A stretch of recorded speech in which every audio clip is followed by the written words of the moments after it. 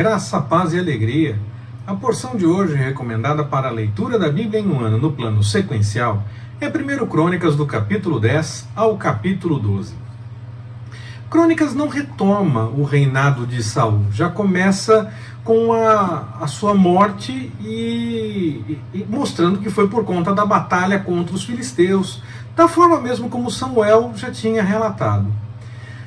Não fala igualmente do tempo em que o filho de Saul dividiu o reino com Davi. Já vai direto para a parte em que Davi é procurado em Hebrom para se tornar rei de Israel. Entende-se que os momentos mais gloriosos da monarquia unida em Israel tenham sido alcançados por Davi, que teve que lutar muito por conta disso, e por Salomão, que teria lutado menos.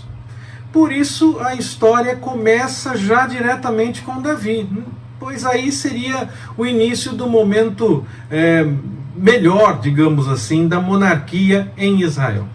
Os capítulos 11 e 12 falam de momentos tanto já durante o reinado de Davi, como, por exemplo, quando fala a respeito da confirmação do reino, quando fala de algumas situações que já aconteceram enquanto ele já era rei, como também fala de momentos ainda dos dias de Saul, quando Davi era fugitivo ainda, dando foco no desenvolvimento da história de Davi, como ele formou o seu exército, como o Senhor direcionou todas as coisas e como Davi chegou aonde ele chegou, conquistando inclusive Jerusalém, depois que se torna rei.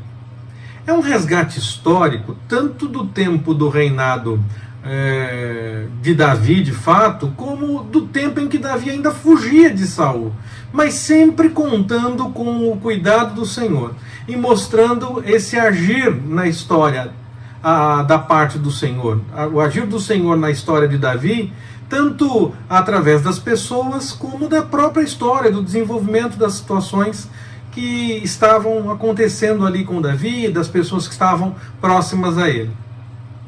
Serve também para nos mostrar, então, que quando o Senhor está no controle, até mesmo a perseguição serve para moldar melhor o nosso caráter, para que quando chegar o tempo de executarmos aquilo que o Senhor tem como chamado para que nós desenvolvamos na nossa vida, seja feito da melhor forma. Como, por exemplo, aconteceu com tantos outros personagens. Eu cito José, lá no livro do Gênesis, por ser um personagem que eu admiro muito, mas ele não é o único. Nós temos muitas histórias que mostram que mesmo que haja dificuldade, se nós estamos buscando e fazendo a vontade do Senhor, tudo colabora para que quando chegue o momento de realizar a vontade do Senhor, nós estejamos prontos para fazer da forma como o Senhor nos chamou a realizar.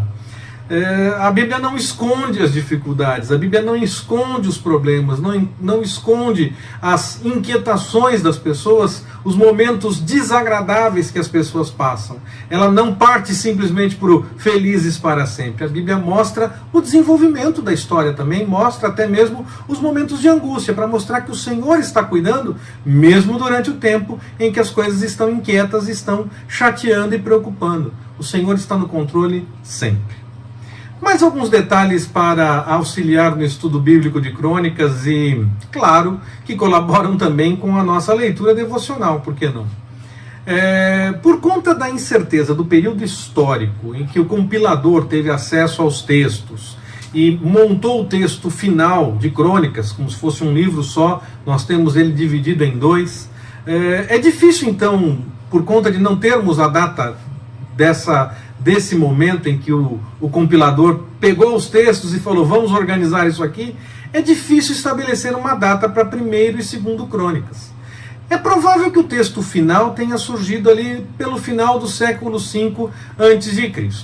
O último evento registrado nos versículos finais já de 2º Crônicas é o decreto de Ciro, o rei da Pérsia, que dá licença de volta para os judeus que poderiam voltar para Judá.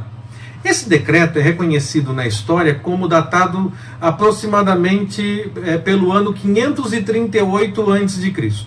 E nós temos então a impressão que esse texto de Crônicas foi escrito, foi pelo menos organizado de forma final, a compilação final desse texto, não deve ter acontecido muito tempo depois desse decreto de Ciro, quando então o povo voltou para casa e precisava ter um resgate dessa história da nação e para que cada um pudesse também se encaixar dentro dessa história da nação, agora retomando com a volta para casa depois do exílio.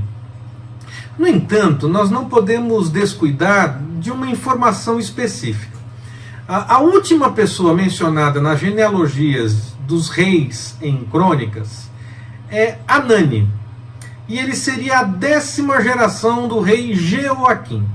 Você pode ver isso lá em 1 Crônicas, no capítulo 3, versículos de 16 a 24, essa sequência dessa genealogia.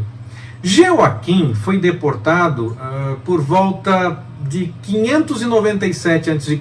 para a Babilônia, naquela segunda incursão dos babilônicos, de Nabucodonosor, em relação a Judá. E ele foi deportado nesse momento, aproximadamente em 597 a.C.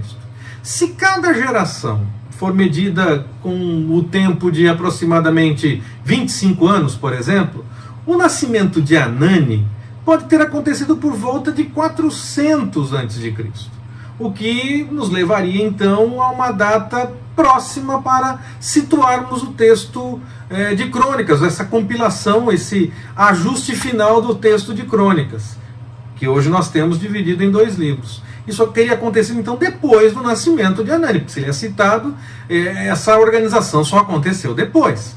Claro que essa conta não é exata, não é a conta certa necessariamente. Alguns podem ter nascido antes dos pais completarem 25 anos, outros podem ter nascido depois. Esse exercício com esses números serve apenas para que nós possamos imaginar uma data aproximada, pensando em qual seria o momento em que Crônicas teria sido organizado de forma definitiva. Acredito que por volta de 400 a.C., algo perto disso, talvez antes, talvez depois. Acredito que mais facilmente antes, e aí o texto tomou forma final, da forma como nós conhecemos os 2 livros, é claro, sempre lembrando que a ideia é que Crônicas tenha sido originalmente um livro só. Então esse livro, que nós hoje conhecemos como 1º e 2º Crônicas, teria sido então organizado por volta do ano 400, acredito que um pouco antes, ou até mesmo pode ser um pouco depois. Eu pessoalmente acredito que um pouco antes. Que o Senhor nos abençoe. Forte abraço, até mais, permitindo o Senhor.